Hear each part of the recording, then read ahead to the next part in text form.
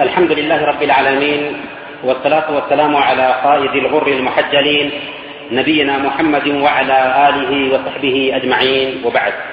فأعوذ بالله السميع العليم من الشيطان الرجيم. بسم الله الرحمن الرحيم. فإن آمنوا بمثل ما آمنتم به فقد اهتدوا وإن تولوا فإنما هم في شقاق. محترم بھائیوں، بزرگوں اور پردہ نشین ماں اور بہنوں، ابھی آپ فضیلت الشیخ عبدالحفیظ مدنی حفظہ اللہ سے صحابہ اکرام کے مقام اور مرتبہ اور ان کے حقوق کے تعلق سے مؤثر خطاب سن رہے تھے.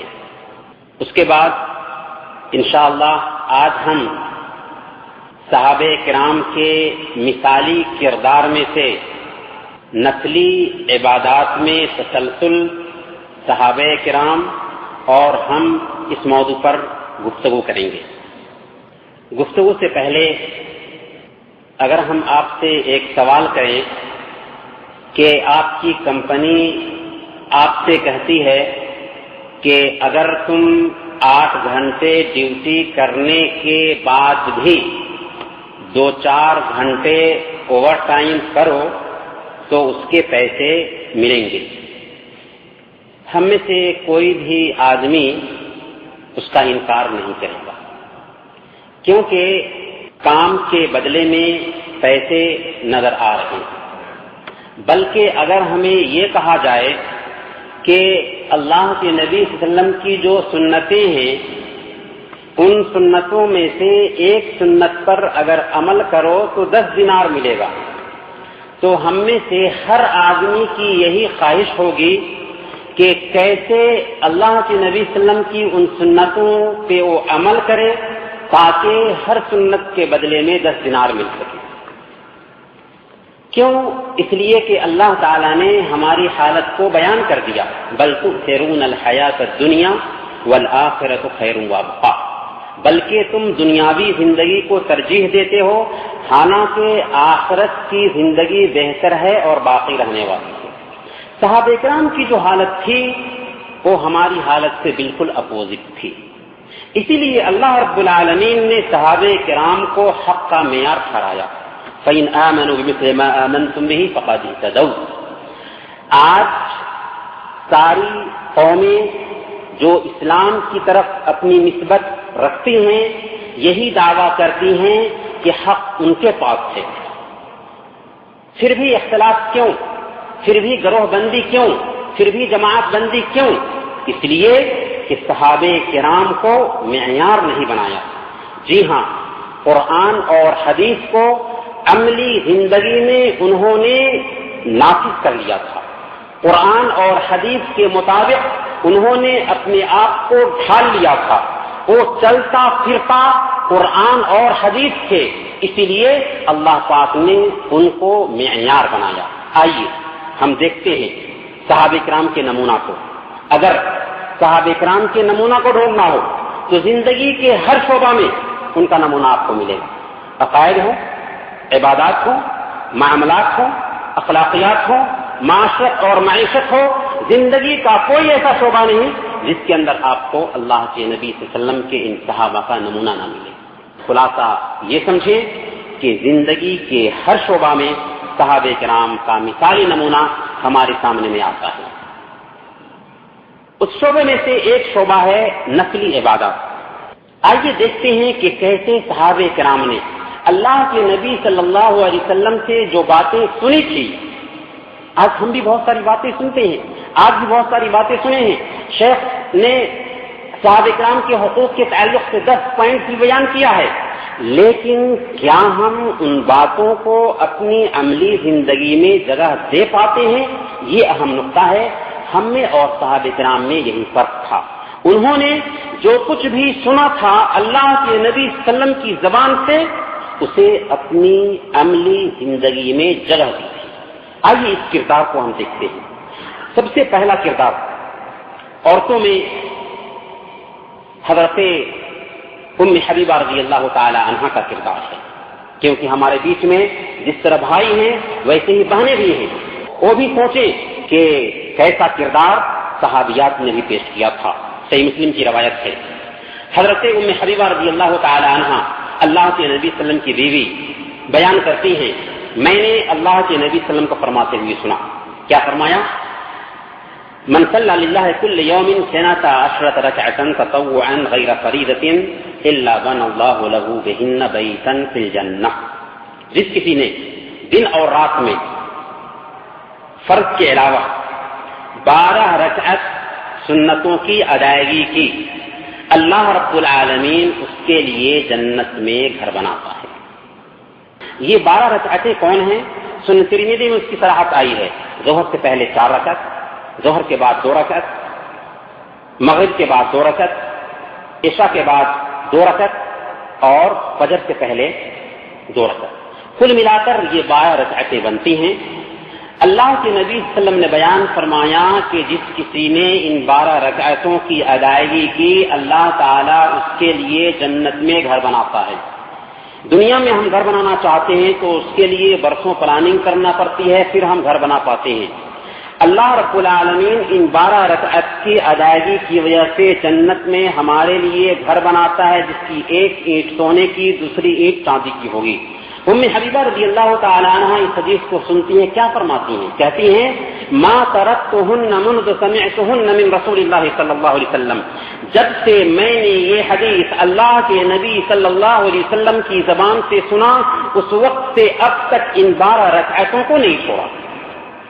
بلکہ ام حبیبہ ہی نہیں, چونکہ ہمارے پاس اللہ کے نبی صلی اللہ علیہ وسلم کی حدیثیں چین کے ذریعے آئی ہیں, سند کے ذریعے آئی ہیں, روات بیان کرتے ہیں. اسلام سے اس حدیث کو بیان کرنے والے لگاتار 3 راوی انبسا, عمر بن اوس اور نعمان بن سالم, تینوں کے تینوں یہی بیان کرتے ہیں کہ جب سے میں نے اس حدیث کو سنا اس وقت سے لے کر اب تک یہ 12 رکعتیں ہماری زندگی سے نہیں چھوٹی.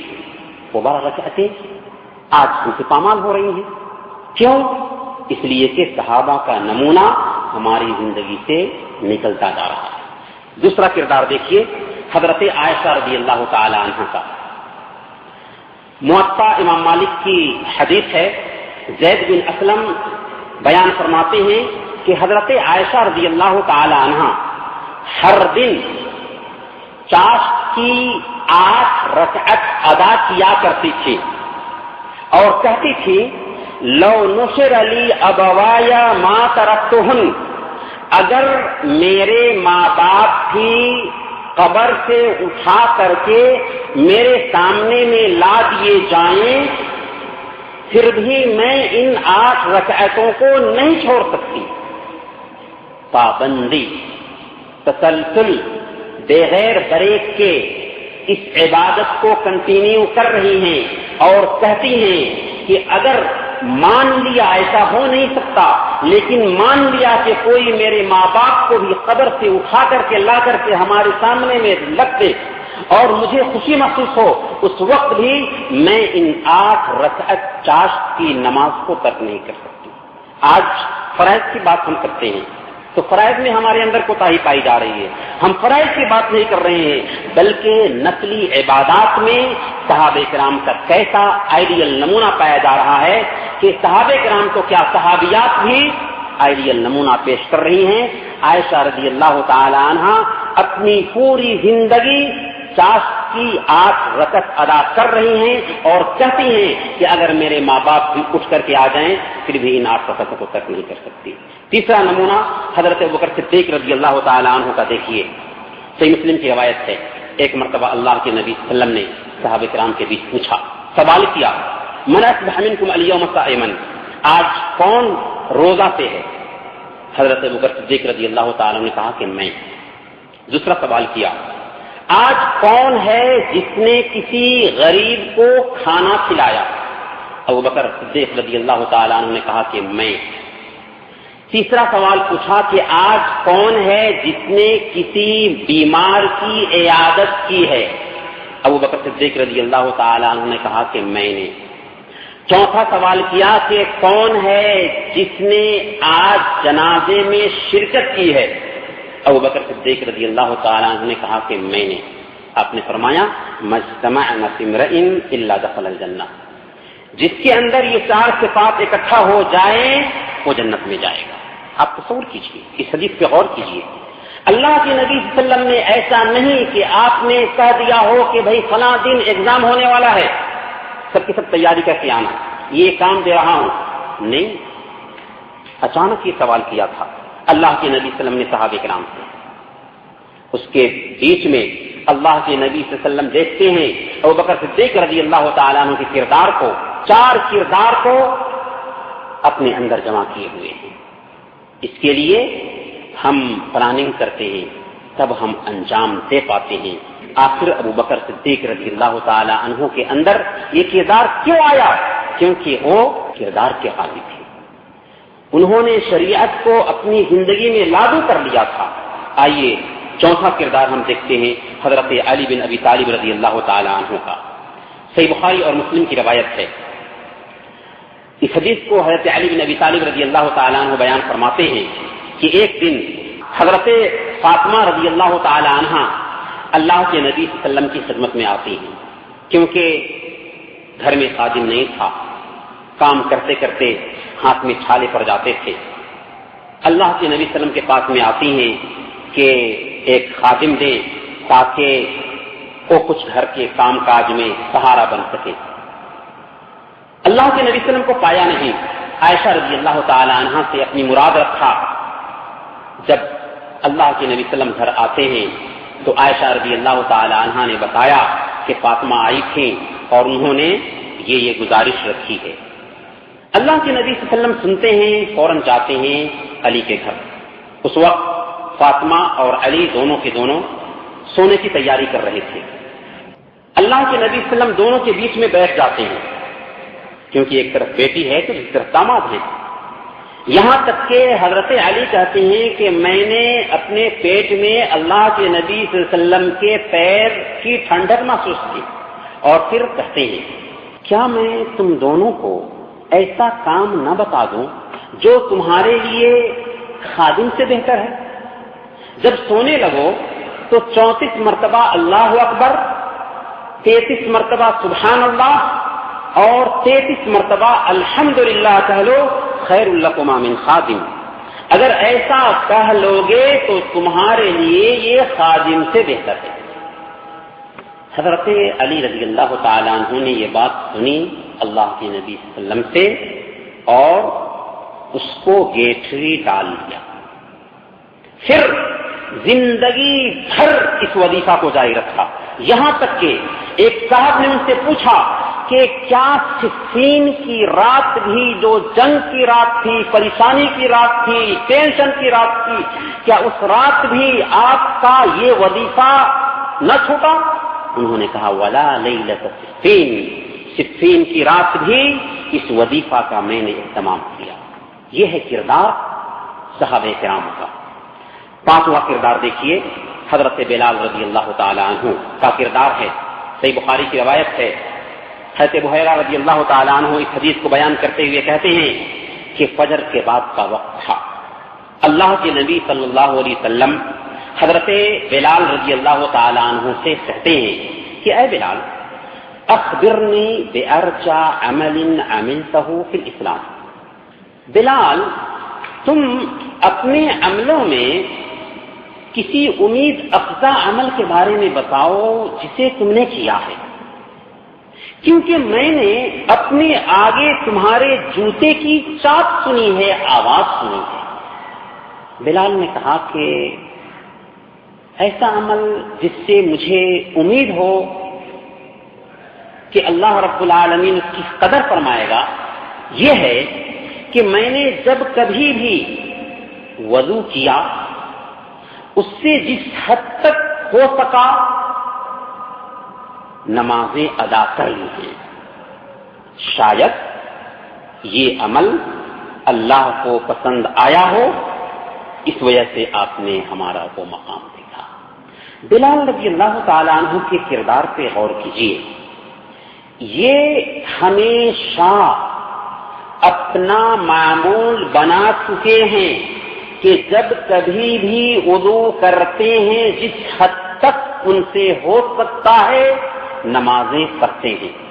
اللہ رب العالمین کو یہ کردار اتنا پسند آتا ہے کہ اللہ تعالی اپنے نبی کو بلال رضی اللہ تعالی عنہ کے جوتے کی چاپ سناتا ہے، یہ بتانے کے لیے کہ کسی بھی عمل سے اگر تمام ہو، بریک کے بغیر اگر ہم اس کے کنٹینیو کریں تو اس کی قدر کس قدر ہوتی ہے۔ حضرت ابو ہریرہ رضی اللہ تعالیٰ عنہ کا کردار دیکھیے، صحیح بخاری کی روایت ہے، وہ بیان فرماتے ہیں اوصانی خلیلی بثلاث لا ادعوہن حتی اموت، ہمارے خلیل نے، ہمارے نبی نے، ہمارے آقا نے 3 باتوں کی مجھے وصیت کی تھی، مرتے دم تک ان 3 کاموں کو میں نہیں چھوڑ سکتا، اور واقعی وفات تک ان 3 کاموں کو انہوں نے نہیں چھوڑا۔ وہ 3 کام کیا ہیں؟ ہر مہینہ 3 روزے رکھنا، جسے ہم ایام بیت کے روزے کہتے ہیں، اسی طرح سے چاشت کی نماز ادا کرنا، اور سونے سے پہلے وتر کا اہتمام کر لینا۔ 7واں کردار حضرت ابن عمر رضی اللہ تعالیٰ عنہ کا ہے، مسند احمد کی روایت ہے، عون بن عبداللہ کہتے ہیں کہ حضرت ابن عمر رضی اللہ تعالیٰ عنہ کو میں نے فرماتے ہوئے سنا، ایک دن میں بیٹھا ہوا تھا اللہ کے نبی صلی اللہ علیہ وسلم کی مجلس میں، ایک آدمی آیا اور اس نے ایک تسبیح کا اہتمام کیا، کہا اللہ اکبر کبیرا الحمدللہ کثیرا سبحان اللہ بکرۃ و اصیلا۔ اللہ کے نبی صلی اللہ علیہ وسلم سنتے ہیں تو کہتے ہیں کہ یہ کلمہ کس نے کہا؟ اس نے ہاتھ اٹھایا، یا رسول اللہ میں نے کہا ہے۔ اللہ کے نبی صلی اللہ علیہ وسلم بیان فرماتے ہیں والذی نفسی بیدہ انی لانظر الیہا تصعد حتی فتحت لها ابواب السماء، قسم ہے اس ذات کی جس کے ہاتھ میں میری جان ہے، میں نے دیکھا کہ یہ کلمات آسمان کی طرف چڑھے، یہاں تک کہ ان کلمات کے لیے آسمان کے دروازے کھول دیے گئے۔ اس حدیث کو حضرت ابن عمر رضی اللہ تعالیٰ عنہ سنتے ہیں، سننے کے بعد کیا کرتے ہیں؟ وہ کہتے ہیں ما ترکتها منذ سمعتها من رسول اللہ صلی اللہ علیہ وسلم، جب سے میں نے اس وظیفے کو یا اس دعا کو اللہ کے نبی صلی اللہ علیہ وسلم سے سنا، اس کی اہمیت کو جانا، اس وقت سے اب تک اس دعا کو ترک نہیں کیا ہے، اس کا اہتمام کرتا آ رہا ہوں۔ اللہ اکبر کبیرہ الحمدللہ کثیرہ سبحان اللہ بکرۃ و اصیلا، زندگی بھر اس کا اہتمام کرتے رہے۔ بلکہ حدیث کے دوسرے راوی عون بن عبداللہ بھی کہتے ہیں کہ ما ترکتها منذ سمعتها من ابن عمر، جب سے میں نے ابن عمر رضی اللہ تعالیٰ عنہ کی یہ دعا سنی، اس وقت سے لے کر اب تک یہ وظیفہ میں نے ترک نہیں کیا۔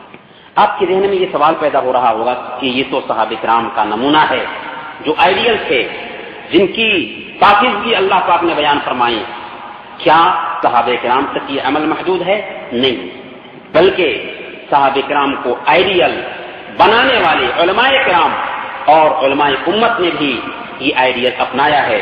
چنانچہ سنتی کی ایک حدیث ہے، حضرت ابو امامہ رضی اللہ تعالیٰ عنہ بیان فرماتے ہیں کہ اللہ کے نبی صلی اللہ علیہ وسلم نے بیان فرمایا من قرأ آیت الکرسی دبر کل صلاۃ مکتوبۃ لم یمنعہ من دخول الجنہ الا ان یموت، جس کسی نے ہر فرض نماز کے بعد آیت الکرسی کا اہتمام کیا، جنت میں داخل ہونے سے اس کو موت ہی روک سکتی ہے، موت ہی تو جنت میں جائے گا۔ اللہ کے نبی صلی اللہ علیہ وسلم کی یہ حدیث ہے۔ ابن قیم رحمۃ اللہ علیہ اپنے استاد شیخ الاسلام ابن تیمیہ رحمۃ اللہ علیہ کے بارے میں زاد المعاد میں لکھتے ہیں کہ مجھے یہ بات پہنچی شیخ الاسلام ابن تیمیہ کے بارے میں کہ ما ترکتها عقیب کل صلاۃ، کہ اس دعا کو میں نے کبھی بھی فرض نماز کے بعد ترک نہیں کیا۔ اس دعا کو ہم نے بھی سنا، کس حد تک اسے اپنانے کے لیے تیار ہیں؟ خود ہم پوچھیں اپنے آپ سے۔ ایک نواں نمونہ ہے ابن عثیمین رحمۃ اللہ علیہ کا نمونہ، ابن عثیمین رحمۃ اللہ علیہ کا کردار۔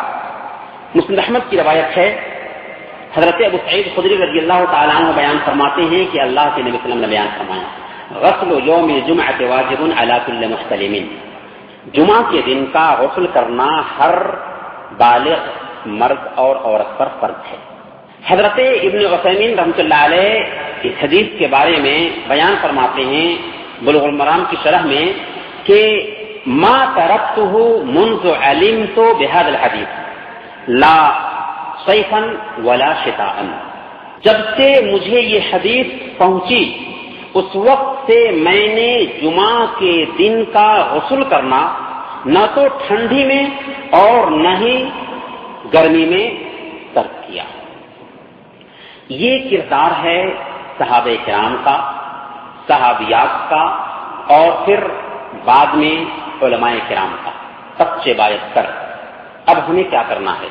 ہم صرف کردار کو جاننا نہیں چاہتے، بلکہ ہم غور کرنا چاہتے ہیں کہ ہمیں کیا کرنا ہے۔ ہمیں اس کردار کو سامنے میں رکھ کر کے اس پہ کس حد تک عمل کرنا ہے، یا ہم کس حد تک عمل کرنے کے لیے تیار ہیں۔ اس لیے اگر ہم صحابہ کرام کے حق کو پہچاننا چاہتے ہیں، اگر ہم اس مجلس سے اٹھتے اٹھتے صحابہ کرام کے نمونہ کو اپنانا چاہ رہے ہیں، صحابہ کرام کے کردار کو اپنی زندگی میں لاگو کرنے کا ارادہ رکھتے ہیں، تو 5 کاموں کا عہد کر کے یہاں سے اٹھیں۔ وہ 5 کام کیا ہیں اسے ہم بیان کریں گے، اور پھر ان 5 کاموں کو کرنے کے لیے کیا طریقہ کار ہو سکتا ہے اسے ہم واضح کریں گے۔ 5 کام کیا ہے جو ہم آپ کو دینا چاہیں گے؟ اس میں سب سے پہلا کام ہے 5 وقت کی نمازوں کی جماعت سے پابندی کریں، اس کے اندر فجر کی نماز بھی داخل ہے۔ 5 وقت کی نمازوں کی پابندی کریں، اس کے اندر فجر کی نماز بھی داخل ہے۔ دوسرا کام، 5 وقت کی نمازوں سے پہلے اور بعد کی جو سنتیں ہیں ان کا اہتمام کریں، اور اس کے اندر وتر کی نماز بھی داخل کر لیں۔ یہ دوسرا کام ہوا۔ تیسرا کام، ہر فرض نماز کے بعد آیت الکرسی کا اہتمام کریں، کیونکہ ہم نے حدیث سنا جس نے آیت الکرسی ہر فرض نماز کے بعد پڑھی اس کے اور جنت میں داخلے کے بیچ میں موت کے علاوہ کوئی چیز حاصل ہوتی ہی نہیں۔ تو ہر فرض نماز کے بعد اپنے لائحہ میں، اپنے چارٹ میں یہ بھی داخل کریں کہ ہم آیت الکرسی کی تلاوت کر کے ہی اٹھیں گے۔ چوتھے نمبر پر سوتے وقت تسبیح فاطمی، فاطمہ رضی اللہ تعالی عنہا اور علی رضی اللہ تعالی عنہ نے جو وظیفہ سنا تھا اور زندگی بھر اس کا اہتمام کیا تھا، اس وظیفے کو ہم اپنی زندگی میں لاگو کرنے کی کوشش کریں گے۔ سونے سے پہلے ضرور پڑھیں گے، چاہے کچھ بھی ہو جائے۔ 5واں کام، روزانہ قرآن کریم کی تلاوت کریں گے، چاہے 3 آیت ہی کیوں نہ ہو۔ یہ 5 کام ہیں۔ کیا ہم اور آپ کرنے کے لیے تیار ہیں؟ تیار ہیں؟ پیچھے سے آواز آ رہی ہے؟ تیار ہیں ہم لوگ؟ پہلا کام یہ ہوا کہ ہم 5 وقت کی جماعت سے پابندی کریں گے فرض نمازوں کی، اس کے اندر فجر کی نماز بھی داخل ہے۔ دوسرا کام یہ ہوا کہ 5 وقت کی سنتوں کا اہتمام کریں گے اور اس کے اندر وتر کی نماز کو بھی شامل کر لیں۔ تیسرا کام یہ ہوا کہ ہم ہر فرض نماز کے بعد آیت الکرسی کا اہتمام کریں گے۔ چوتھا کام یہ ہوا کہ سونے سے پہلے تسبیح فاطمی کا اہتمام کریں گے، اور 5واں کام یہ ہوا کہ روزانہ کم سے کم، زیادہ سے زیادہ جتنا چاہے کریں، لیکن کم سے کم قرآن کریم سے 3 آیت کی تلاوت کریں گے، کیونکہ ہم نے صحابہ کی زندگی کے نمونے کو سنا، تو ہماری زندگی میں کب یہ نمونے آئیں گے؟ اللہ پاک نے صحابہ کرام کو اتنا اونچا مرتبہ دیا، کیوں دیا؟ اس لیے کہ انہوں نے اسلام کو اپنی زندگی میں اتار لیا تھا۔ اس لیے آج ضرورت ہے کہ ہماری زندگی میں بھی اسلام آئے، لیکن کیسے؟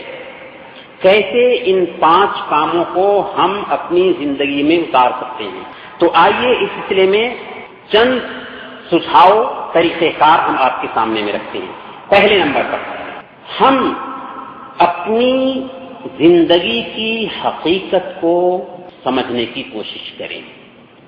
مطلب یہ ہوا کہ اس دنیا میں ہم کیوں ہیں، ہمیں کہاں جانا ہے، یہ دنیا کیوں ہے، اور مرنے کے بعد کیا ہونے والا ہے. یہ وہ نقطہ ہے. اگر ہم اپنے ذہن میں بیٹھائیں گے تو جیسے صحابہ کرام نے شریعت کو اپنی زندگی میں اتارا تھا ویسے ہی ہماری زندگی میں شریعت اترنے لگے گی. یہ سوچنا ہے کہ ہم معمولی پانی کے قطرہ سے پیدا ہوئے. اللہ رب العالمین نے ہمارے اوپر نعمتیں اتنی کی کہ ان کو ہم شمار نہیں کر سکتے. پھر ان ساری نعمتوں میں ہم پل رہے ہیں، اس کے باوجود ہمیں کام کچھ بھی نہیں دیا سوائے اس کے کہ اس کے قانون کو فالو کرو. ایک ملک کا قانون ہوتا ہے تو ہم مجبور ہوتے ہیں اسے فالو کرنے پہ. اللہ نے اتنی ساری نعمتیں دی اور کہا کہ بس وما خلقت الجن والانس الا ليعبدون، ہم نے جنوں اور انسانوں کو اس لیے پیدا کیا ہے کہ وہ میری عبادت کریں، اور اس کے لیے جنت بنایا، ہر طرح کا انعام رکھا، اور یہ کہہ دیا کہ دیکھو دنیا چند دنوں کے لیے ہے، تمہاری زندگی برف کے جیسے پگھل رہی ہے، ایک دن آئے گا کہ تمہاری زندگی ختم ہوگی. تمہارے رشتے دار جس کی خاطر تم دنیا میں محنت کر رہے ہو تمہیں غسل دیں گے، کفن پہنائیں گے، کندھے پہ لا دیں گے، لے جا کر کے تنگ و تاریک کوٹھی میں سلا دیں گے. وہاں پر تمہارا ساتھ دینے کے لیے تمہارے بچے نہیں ہوں گے، تمہاری بیویاں نہیں ہوں گے، تمہارے ماں باپ نہیں ہوں گے، تمہارے رشتے دار نہیں ہوں گے، بلکہ وہاں پر تمہارا ساتھ دینے کے لیے تمہارے اعمال ہوں گے. یہ احساس ایک انسان کو مجبور کرتا ہے کہ وہ سوچے اپنی زندگی کے بارے میں. اگر اس سے کہا جائے کہ 1,00,000 دینار میں تمہیں دیتا ہوں اور تمہیں آج کی رات سونا ہے سانپ اور بچھو اور اژدہوں کے بیچ میں 1 گھنٹہ کے لیے، زمین کے نیچے نہیں بلکہ زمین کے اوپر، کیا 1,00,000 دینار کی لالچ میں ایک انسان یہ جرأت کرے گا کہ اژدہوں اور سانپ اور بچھو کے بیچ میں زمین کے اوپر سونے کی جرأت کرے؟ قطعاً نہیں جرأت کر سکتا. لیکن ہماری زندگی میں وہ رات آنے والی ہے کہ چاہے نہ چاہے ہمیں سونا ہے. اگر ایک انسان اس نقطے پہ غور کرے گا تو کیا وہ فرائض کی ادائیگی میں کوتاہی کرے گا؟ قطعاً نہیں. دوسرے نمبر پر ہماری یہ بھی ذمہ داری بنتی ہے کہ ہم عبادات کی اہمیت کو سمجھیں. اللہ پاک نے عبادتیں کیوں فرض کی؟ اللہ پاک نے ہمیں عبادت کیوں دیا ہے؟ اس کی اہمیت ہے، اس کا مقام اور مرتبہ ہے. اگر ہم ان عبادتوں کا اہتمام کرتے ہیں تو سب سے پہلے کیا فائدہ ہوگا؟ ذہنی سکون. عجیب طرح کا ہمیں سکون ملے گا. آج سکون کے لیے ایک انسان پریشان ہے، ٹینشن سے پریشان ہے، خودکشی کر رہا ہے، سوسائڈ کر رہا ہے. دین کے ان احکام کو، دین کی تعلیمات کو اپنی زندگی میں ہم لاگو کریں گے تو فائدہ یہ ہوگا کہ ہماری زندگی میں سکون آ جائے گا. اللہ نے فرمایا من عمل صالحا من ذکر او انثى وهو مؤمن فلنحيينه حیاة طیبہ.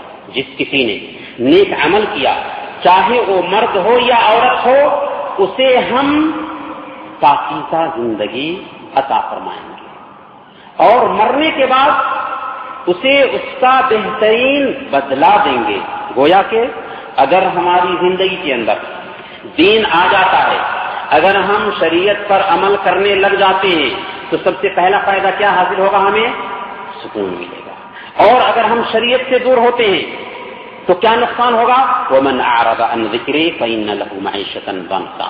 جو کوئی میری شریعت سے، میری یاد سے اعراض کرے گا اس کا گزران تنگی کا ہوگا. گویا کہ شریعت کی پامالی کریں گے، شریعت کے مطابق نہیں چلیں گے، نماز روزے کی پابندی نہیں ہوگی تو ہماری زندگی میں ٹینشن آئے گا، پریشانی آئے گی، ڈپریشن کا شکار ہوں گے. یہ پہلا فائدہ ہوا. دوسرا فائدہ یہ ہے کہ شریعت کو اپنانے کی وجہ سے اللہ رب العالمین ہمیں صحت بھی عطا فرماتا ہے. عام طور پر ہمارا خیال یہ ہوتا ہے کہ شریعت میں کیا ہے؟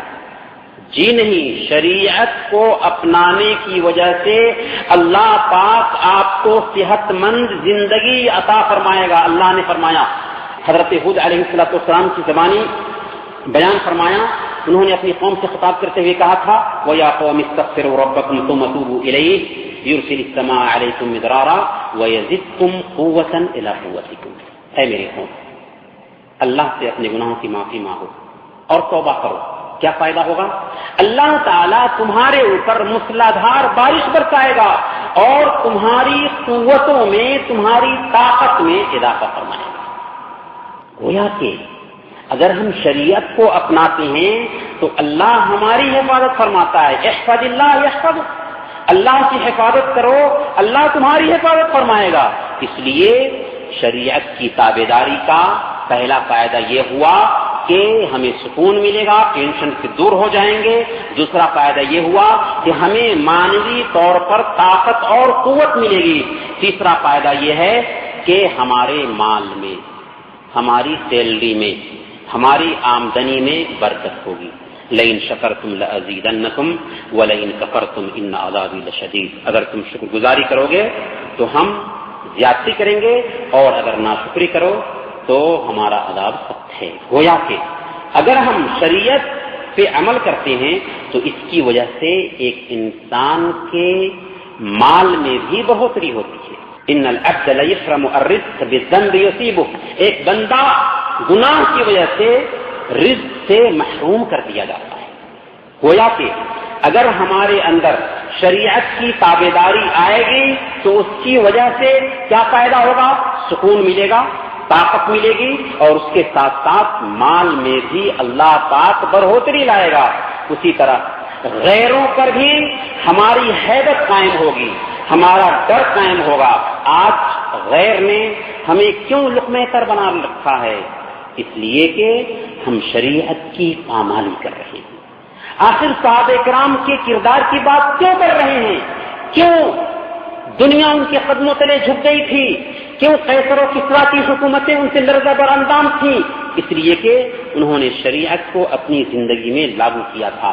اللہ کے نبی صلی اللہ علیہ وسلم نے بیان فرمایا قریب ہے کہ ایک وقت آنے والا ہے کہ دوسری قومیں تمہاری پر ٹوٹ پڑیں گی جس طرح کھانے والے دسترخوان پہ ٹوٹ پڑتے ہیں.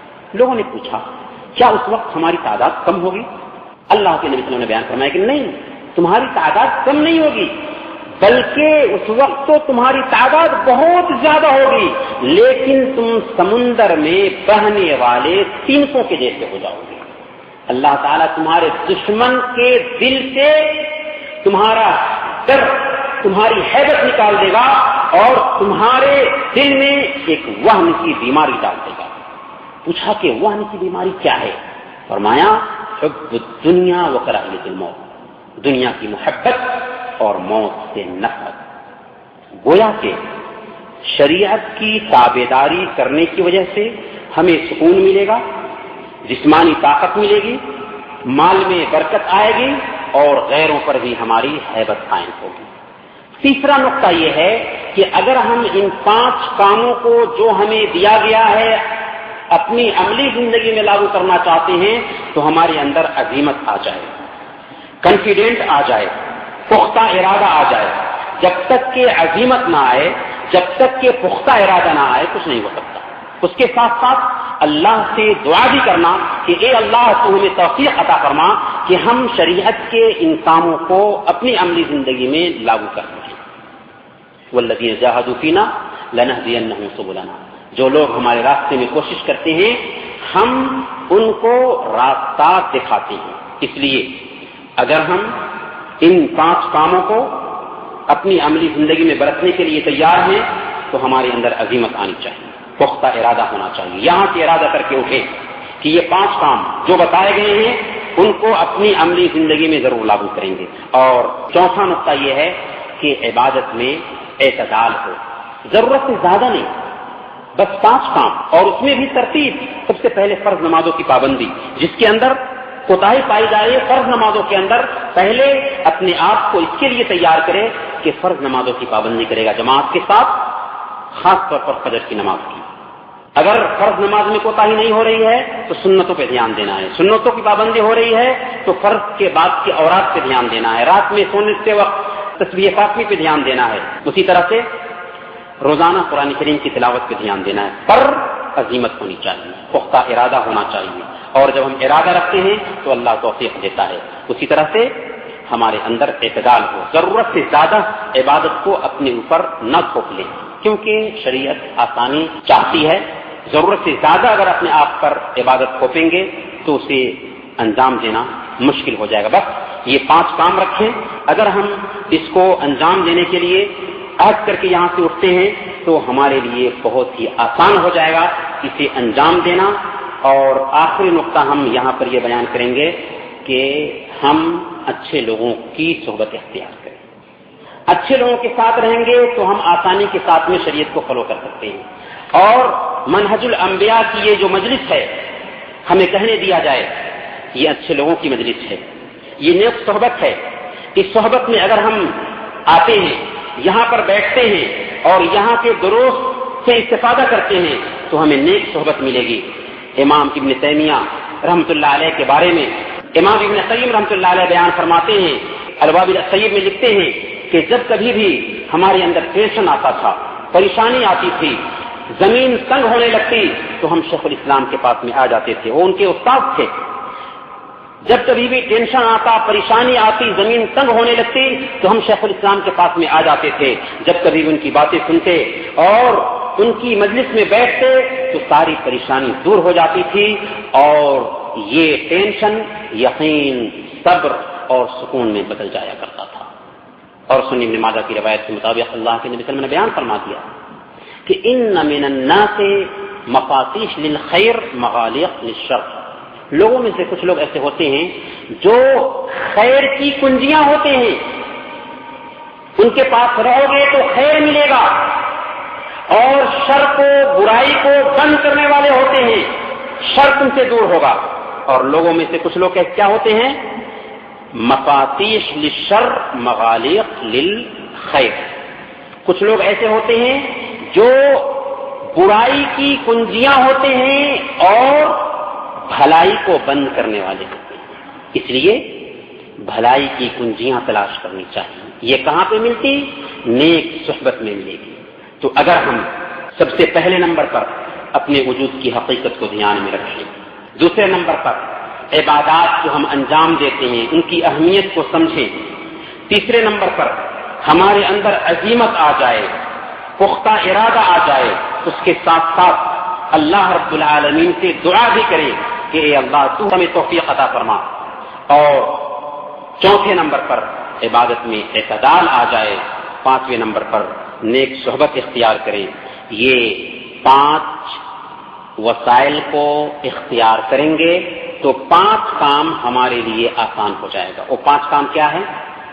پہلے نمبر پر دن اور رات میں فرض نمازوں کی جماعت سے پابندی، جس کے اندر فجر کی نماز داخل۔ دوسرے نمبر پر دن اور رات میں فرائض کے علاوہ 12 رکعت سنتوں کی پابندی۔ تیسرا کام، ہر فرض نماز کے بعد آیت الکرسی کا اہتمام کریں۔ چوتھے نمبر پر سوتے وقت تسبیح فاطمی ضرور پڑھیں گے، چاہے کچھ بھی ہو جائے۔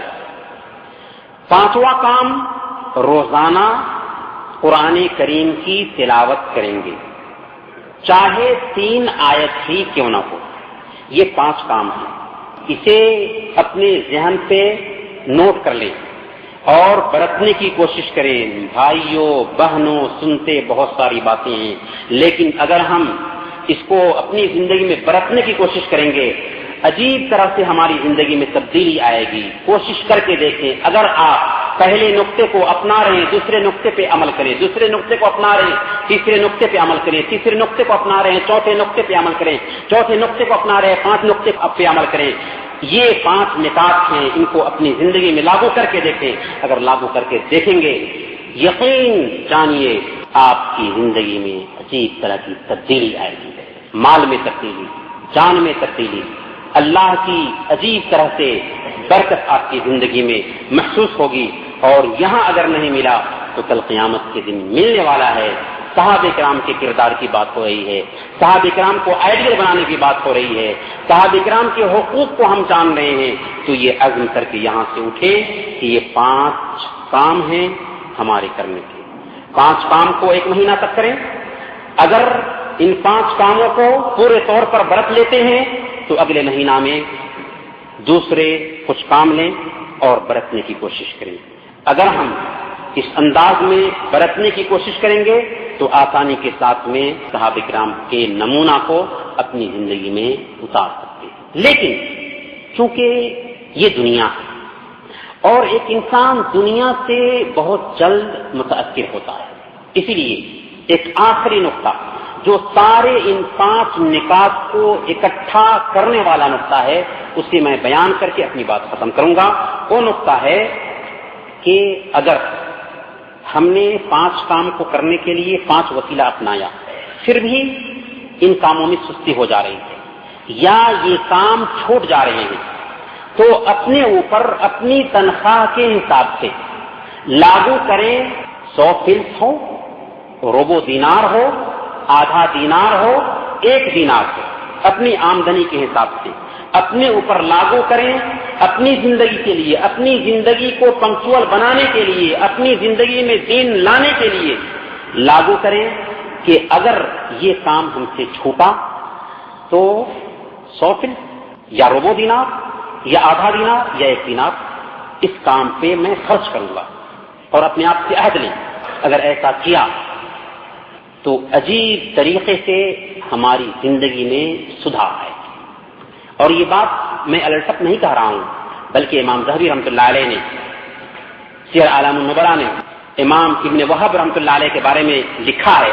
وہ کہتے ہیں کہ میں نے غیبت سے پرہیز اختیار کرنے کی کوشش کی تو غیبت نہیں چھوڑ پا رہا تھا، تو میں نے اپنے اوپر یہ عہد کیا کہ اگر میں کسی بھائی کی غیبت کروں گا تو 1 روزے رکھوں گا. پھر میں نے اپنے اوپر عہد کیا کہ اگر میں کسی کی غیبت کروں تو 1 درہم خرچ کروں گا. کہتے ہیں فمن حب الدراہم ترکت الغیبہ، درہم کی محبت کی وجہ سے میں نے غیبت کرنا ترک کر دیا. تو آخری نقطہ ہے، اسے دھیان میں رکھیں اور 5 کام کو دھیان میں رکھ کر کے اسے برتنے کے لیے 5 وسائل اختیار کریں.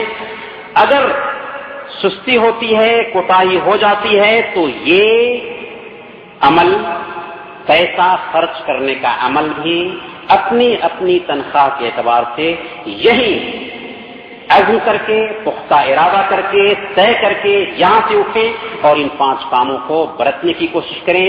تب ہم واقعی صحابہ کرام کے حق کو ادا کرنے والے، صحابہ کرام کے نمونہ کو اپنی زندگی میں لاگو کرنے والے ٹھہریں گے. اللہ تعالیٰ سے دعا ہے کہ اللہ تعالیٰ ہم سب کو ان کاموں کی توفیق عطا فرمائیں. وصلی اللہ علی نبینا محمد وعلی آلہ وصحبہ اجمعین.